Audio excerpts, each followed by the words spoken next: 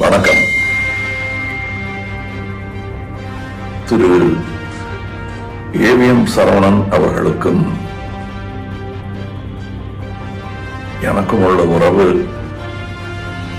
என் அண்ணன் சந்திரஹாசன் அவர்களுக்கும் சாருஹாசன் அவர்களுக்கும் எனக்கும் உள்ள உறவு போன்றது. இவர்களுக்கு என்ன, இந்த உறவுக்கு என்ன பொருள் சொல்வது, இவர்களுக்கு எந்த மாதிரியான மரியாதை தருவது என்ற ஒரு குழப்பம் சிறுவயதில் ஏற்பட்டதுண்டு. காரணம், அது நான் என் 20 வயதை தாண்டும் பொழுது உறுதியாகிவிட்டது. இவர்களுக்கு கொடுக்க வேண்டிய மரியாதை என்ன என்பதை என் அடிமனது முடிவு செய்துவிட்டது. ஒரு தகப்பனுக்கு கொடுக்க வேண்டிய மரியாதையைத்தான் இவர்களுக்கு தருவது சரியாக இருக்கும் என்று எனக்கு தோன்றியது. அப்படித்தான் என் மனதில் நினைத்துக் கொண்டு நான் வாழ்ந்து கொண்டிருக்கிறேன்.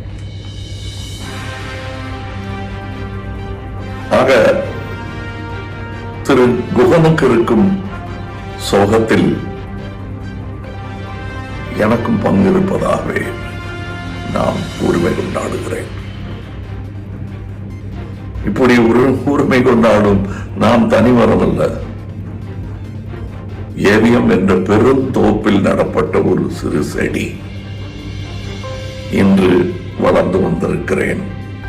பெருங்கலைஞர்கள் விட்டு சென்ற அடிச்சுவட்டில் என் சிறு பாதத்தை எப்படி பதித்து நடக்க வேண்டும் என்று பல பெரிய ஆசான்கள் எனக்கு இந்த வளாகத்தில், இந்த தோப்பில் என்று கற்றுக் கொடுத்திருக்கிறார்கள். அவர்களை எல்லாம் நினைத்து பார்க்கிறேன்.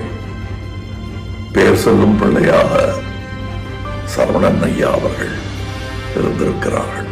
அவர்கள் சகோதரர்களும் தான். அது போன்ற ஒரு பிள்ளையாக நானும் இருக்க ஆசைப்படுகிறேன்.